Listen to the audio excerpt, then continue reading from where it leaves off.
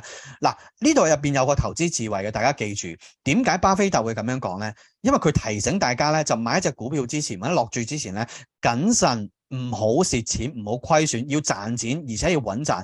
就係你要做多少少功課，要研究清楚間公司嘅基本面，做啲咩業務，佢過往嘅營收得唔得，佢賺錢多唔多，佢毛利率幾多等等。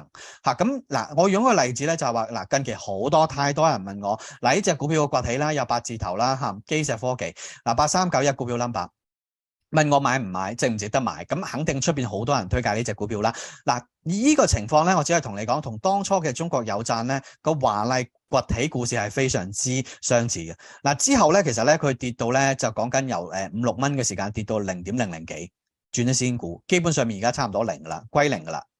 咁變咗到大家。咁如果大家想了解更加多，咁嚟緊咧，我喺呢一個旺角咧會有一個咧就股票班嘅課程啦。咁希望咧大家喺3月29同埋28號咧呢兩日咧可以幫助到大家咧就去利用呢一個技術指標判斷到見底嘅信號。多謝大家，拜拜。